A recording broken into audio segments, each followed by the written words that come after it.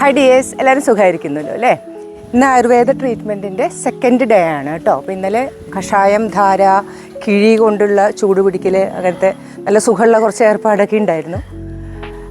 എൻ്റെ ഒരു ഇഷ്യൂ ഞാൻ പറയാം. അപ്പോൾ നിങ്ങൾക്ക് അതിൻ്റെ ഒരു എക്സ്റേ കാണിച്ചു തരാം. ഫസ്റ്റ് ഇഷ്യൂ കാൽക്കേനിയൽ സ്പെർ, അതെൻ്റെ ഇടത്തെ കാലിൻ്റെ താഴെയായിട്ടാണ്. നിങ്ങളിപ്പോൾ ഈ എക്സ്റേ നോക്കുമ്പോൾ കാണാം അതിലൊരു ചെറിയൊരു എല്ല് വളർച്ച പോലെ ഒരു സാധനം മുനമ്പ് ഇങ്ങനെ നിൽക്കുന്നത്. അതെനിക്ക് 2-3 വർഷമായിട്ട് തുടങ്ങിയിട്ടില്ല, അതിന് മുമ്പേ തുടങ്ങിയിട്ടുള്ളതാണ്. ഇതിന് ശരിക്കും എക്സസൈസിൽ കൂടി ക്രയോതെറാപ്പി കൂടി നല്ല ട്രീറ്റ്മെൻറ്റ് ഉള്ളതാണ്. ഇത് 2 രീതിയിലാണ്. നിങ്ങൾക്ക് ഹീൽ പെയിൻ എന്ന് പറയും. ഹീൽ പെയിൻ എന്ന് പലരും പറയാറില്ല. അത് പ്ലാന്റർ ഫേഷ്യേറ്റിസും ഉണ്ടാവും, ഹീൽ സ്പെറും ഉണ്ടാവും. കുറച്ചും കൂടി ഈസിലി മാറ്റാൻ കഴിയുന്നത് നമുക്ക് പ്ലാന്റർ ഫേഷ്യേറ്റിസ് ആണ്. ഇതും നമുക്ക് എക്സസൈസും ക്രയോതെറാപ്പി കൂടി മാറ്റാൻ കഴിയുന്നതാണ്. അപ്പോൾ ഈ സ്ട്രെച്ചിങ്ങും ഇതൊക്കെ കഴിഞ്ഞാൽ, അതുപോലെ നല്ലോണം ഇൻഫ്ലമേഷൻ ഉണ്ടെന്നുണ്ടെങ്കിൽ കുറച്ച് ഹൈ ഇമ്പാക്റ്റ് വരുന്ന എക്സസൈസുകൾ കുറച്ച് ദിവസം ഒഴിവാക്കണം. പിന്നെ അതിൻ്റെ സ്ട്രെച്ചിങ്ങും സ്ട്രെങ്തനിങ്ങും കഴിഞ്ഞാൽ ഈ ക്രയോതെറാപ്പി എന്ന് പറയുന്നത് ഐസിൽ കാല് വയ്ക്കുക, ഐസ് വെള്ളത്തിലും വയ്ക്കുക, ഐസ് ബോട്ടിലിൽ കാല് ഉരുട്ടിയിട്ടുള്ള ട്രീറ്റ്മെൻറ്റൊക്കെ ഉണ്ട്. നമ്മൾ വീട്ടിൽ ചെയ്യാവുന്നതാണ്.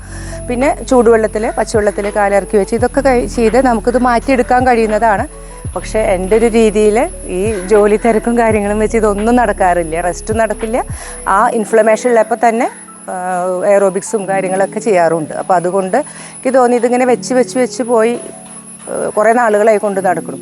അപ്പോൾ ഇതിനൊരു ട്രീറ്റ്മെൻറ്റ് ഞാൻ ഓർത്തോനൊക്കെ കാണിച്ചപ്പോൾ പറഞ്ഞാൽ പ്രത്യേകിച്ച് വേറൊരു ട്രീറ്റ്മെൻറ്റ് ഇല്ല. വെയിറ്റ് കുറയ്ക്കുക, പിന്നെ നമുക്ക് ഈ പറഞ്ഞ എക്സസൈസുകൾ ചെയ്യുക, പിന്നെ ഒരു ഇഞ്ചക്ഷൻ ഉണ്ട്. അത് അത്ര പരിഹാരം എന്ന് പറയാൻ കുറച്ച് നാൾ അത് ഉണ്ടാവില്ല.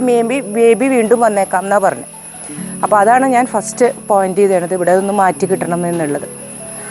പിന്നെ എന്നെ ട്രീറ്റ് ചെയ്യുന്ന ഡോക്ടേഴ്സ് ശ്രീനിവാസൻ ഡോക്ടറും അദ്ദേഹത്തിൻ്റെ അസിസ്റ്റൻറ്റ് നയന മാമും ആണ്.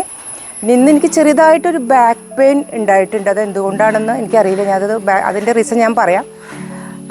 അത് അഡ്രസ്സ് ചെയ്യാൻ ഞാൻ പറഞ്ഞിട്ടുണ്ട്. എനിക്ക് തോന്നുന്നു ആ കിടത്തത്തിൻ്റെ ആണെന്ന് വിചാരിക്കുന്നു, അതിൻ്റെ ആയിരിക്കും എന്ന് വിചാരിക്കുന്നു. ഫുഡൊക്കെ ഞാൻ നേരത്തെ പറഞ്ഞ പോലെ ഫുഡൊക്കെ അടിപൊളി ഫുഡാണ്. ഞാൻ പറഞ്ഞ വെയിറ്റ് കുറയ്ക്കാൻ ഉദ്ദേശിച്ച് വെയിറ്റ് കൂട്ടി പോകുമോ എന്നുള്ളതാണ് സംശയം.